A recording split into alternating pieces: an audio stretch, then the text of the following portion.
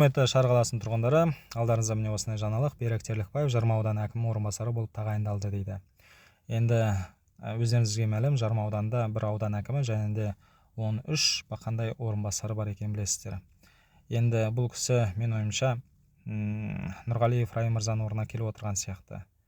Берік Терлікбаев мырза Таскескен ауданының тумасы, аягөзде жұмыс атқарған, опыты бар сияқты. Соған байланысты енді ең бірінші біздің құттықтауымыз.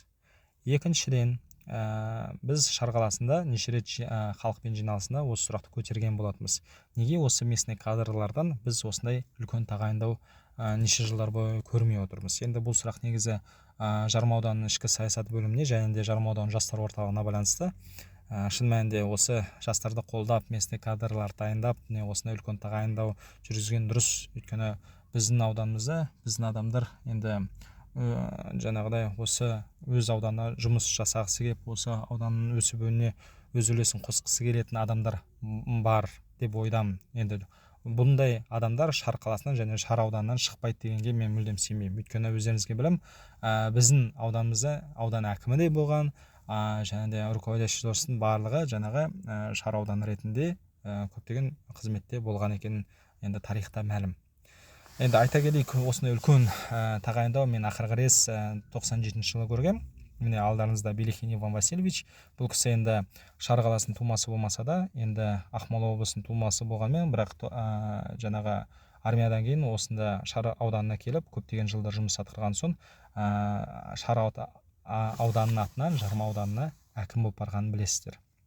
Биографиясын ашып қарасаңыздар, 97 жылдан бастап 2001 жылға дейін занимал должность акима Жарминского района. Енді өздеріңізге мәлім, 97 жылы Семей облысы құлдыраған кезде жаңа Шар ауданын жауып, бірақ біз біргеміз, әрқашан бірге өсіп өнеміз деп, жаңағы Шар ауданының әкімін Жарма ауданының әкіміне тағайындау жүргізген. Одан қалса жалғыз ол кісіні емес, бүкіл Шар ауданының аппаратын Геровкаға апарып, жаңағы руководящий должностьта Шардың адамдарын көргенбіз.